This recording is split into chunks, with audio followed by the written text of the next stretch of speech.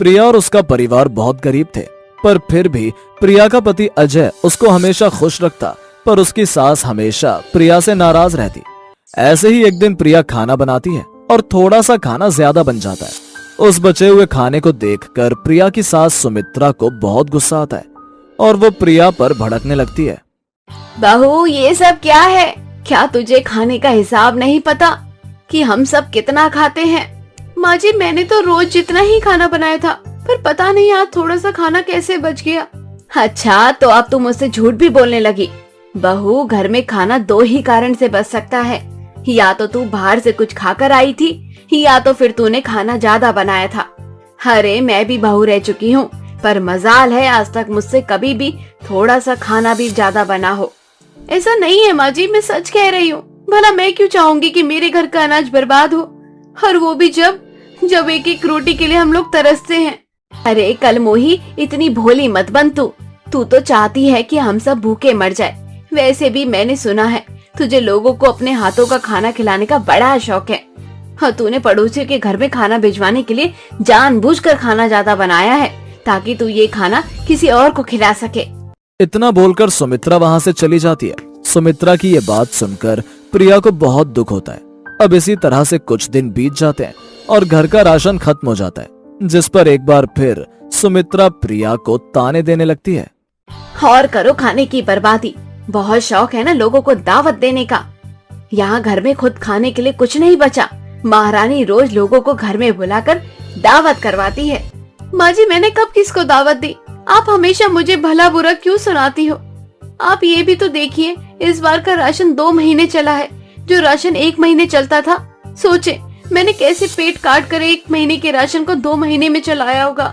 आज प्रिया चुप नहीं रहती और अपनी सास को जवाब दे देती है, जिस वजह से सुमित्रा को बहुत गुस्सा आता है और वो प्रिया पर हाथ उठा देती है। उसी बीच प्रिया का पति अजय वहाँ आ जाता है और ये सब देखकर अपनी माँ से कहता है, माँ आप ये क्या कर रही हो? आपने प्रिया पर हाथ क्यों उठाया? पूछ अपनी बीवी से। अरे तेरी बीवी हर समय माता रानी के आगे बैठकर उनसे प्रार्थना करती है कि अगर हमारा घर बड़ा हो जाएगा तो मैं यहाँ लोगों को दावत दूंगी। अरे इस कलमोही को बता, जब से ये अपने अशुभ पैर लेकर इस घर में आई है, तब से इस घर की खुशियाँ चली गई है। इस घर की लक्ष्मी रूठ कर चली गई है। अब कभी हमारा घर नहीं बन पाएगा और ना ही हम किसी को दावत दे पाएंगे। और आज इस लड़की ने आज मुझसे जुबान लड़ाई है।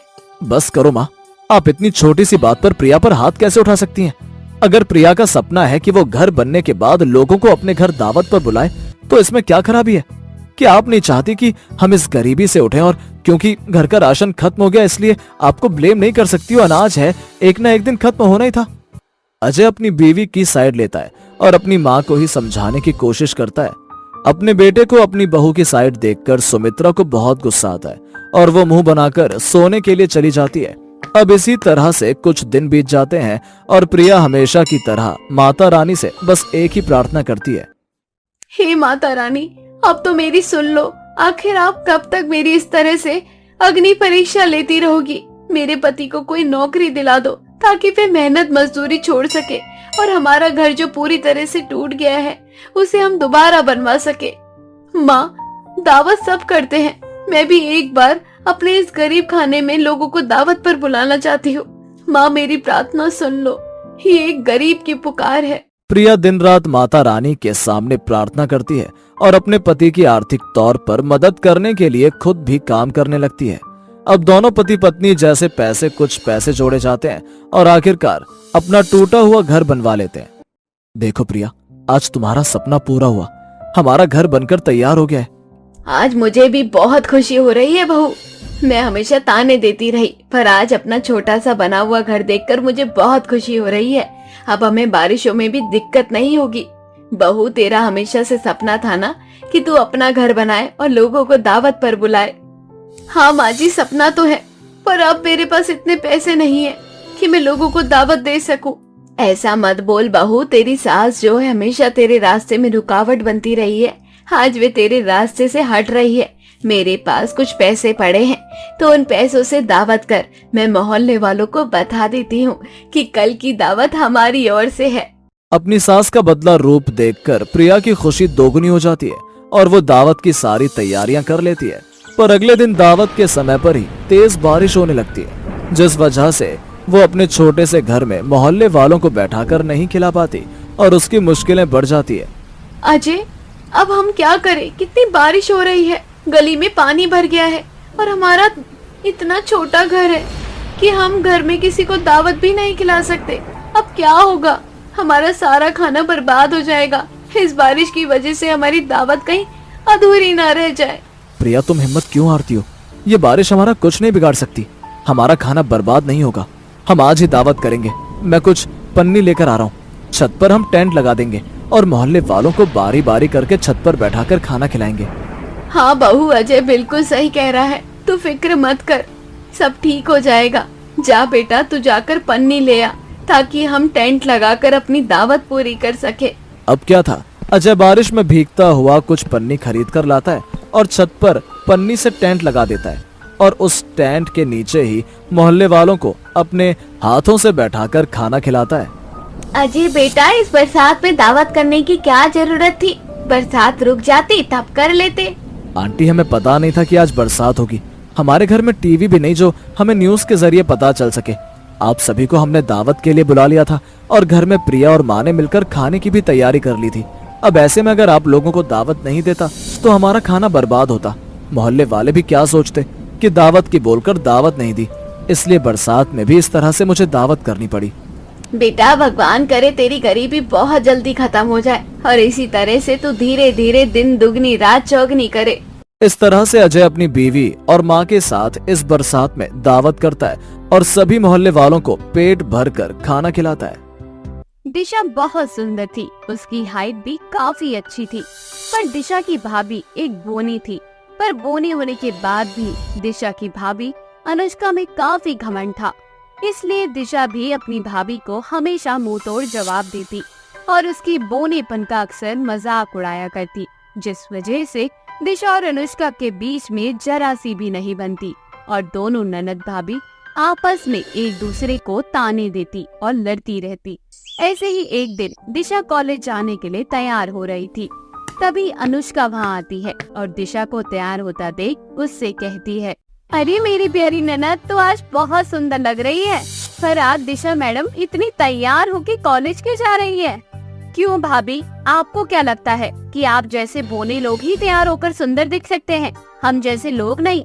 माना कि हम जैसे लोग सुंदर होते हैं, पर मेकअप करके हम अपनी सुंदरता को और निखारते हैं। वैसे आपको मेरे मेकअप से कोई परेशानी हो रही है?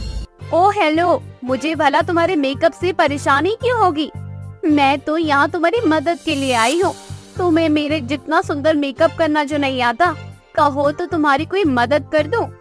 भाभी, अब आपका इतना ही मन है मेरा मेकअप करने का, तो आप एक काम कीजिए, आप वो ऊपर वाला कबर्ड देख रही है ना, उसमें मेरा मेकअप का सामान रखा है, बस वह उतार दीजिए। दरअसल मेरे हाथ नहीं पहुंच रहे हैं, मैं बोनी हूँ, इसलिए तुम मेरा मजाक बना रही हो। मेरा हाथ वहाँ तक नहीं पहुँचेगा, ये बात तुम अच्छे से जानती हो, फिर भी तुम ऐसा बोल रही हो। माफ करना भाभी, पर मैंने कब बोला कि आपका हाथ वहाँ तक पहुँच जाएगा? आप तो अपने कल से ज्यादा उछलती हो, तो मुझे लगा आप उछलकर आराम से उतार लोगी। अच्छा, मैं चलती हूँ, मुझे कॉलेज के लिए लेट हो रहा है। इतना बोलकर दिशा वहाँ से चली जाती है और अनुष्का अपनी ननद का मुंह देखती रह जाती है। अब इसी तरह से कुछ दिन बीत जाते हैं और एक दिन दिशा अपनी पर्स घर में ही भूल जाती है, जिस वजह से वो ऑटो वाले को किराया नहीं दे पाती। ऑटो वाला उसके पीछे पड़ जाता है।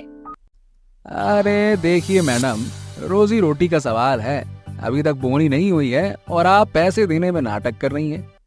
भाई साहब, मैं आपसे झूठ नहीं बोल रही, मेरा पर्स घर पर ही छूट गया है, मेरे पास फोन भी नहीं है। आप मुझे अपना फोन यूज करने दीजिए, या तो फिर कल मुझे इसी वक्त मेरे कॉलेज के बाहर मिलना, मैं आपको पैसे दे दूंगी। दिशा और ऑटो वाले के बीच में कहासुनी होने लगती है, पर तभी राकेश नाम के एक ऑटो वाले की नजर दिशा पे पड़ती है और राकेश दिशा के पैसे उस ऑटो वाले को दे देता है, जिस पर दिशा राकेश से बोलती है, थैंक यू सो मच मेरी मदद करने के लिए। आजकल के जमाने में इतने भले लोग बहुत कम मिलते हैं, आप मुझे कल यहीं मिलना, मैं आपको आपके पैसे लौटा दूंगी, या तो फिर आप मुझे अपना नंबर दे सकते हैं, मैं घर जाकर ऑनलाइन ट्रांसफर कर दूंगी। दिशा राकेश का नंबर ले लेती है और घर जाते ही सबसे पहले राकेश के पैसे उसे ऑनलाइन ट्रांसफर कर देती है। अब उसी तरह से कुछ दिन बीत जाते हैं और एक दिन फिर से दिशा की मुलाकात उसके कॉलेज के बाहर राकेश से होती है।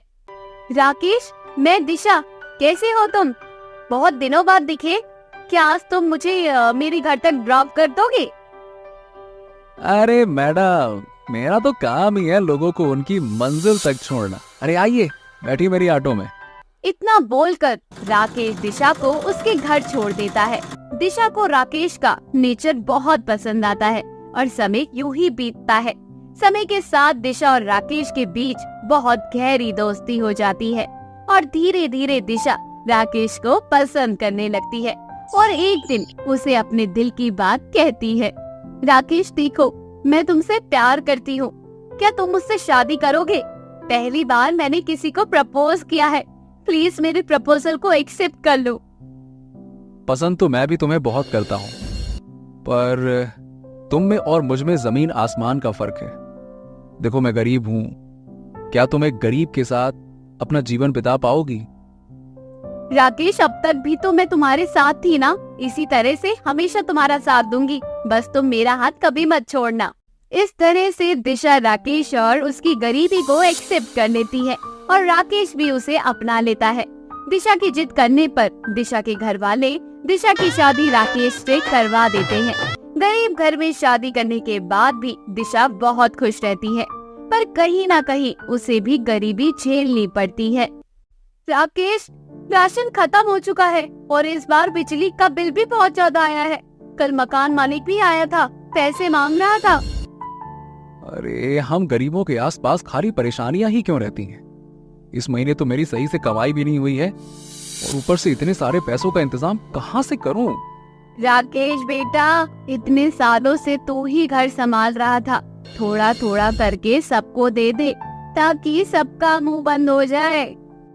पर माँ जी, इस तरह से घर नहीं चलेगा। राकेश, तुम ऑटो चलाना छोड़ दो और किसी बड़ी कंपनी में काम करो। तुम बहुत इंटेलिजेंट हो, तुम्हें कोई भी नौकरी आसानी से मिल जाएगी। तुम कहो तो क्या मैं अपने भैया से बात करूं? नहीं बहू, माना कि तू अमीर घर से है, पर इसका मतलब ये नहीं कि मेरा बेटा अपने ससुराल वालों के पास जाकर काम करे।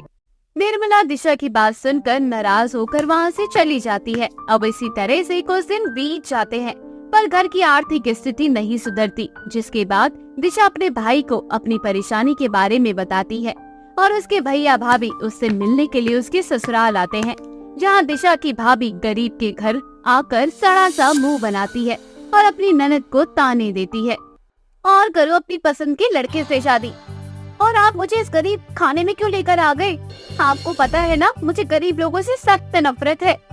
भैया, भाभी बिल्कुल सही कह रही है।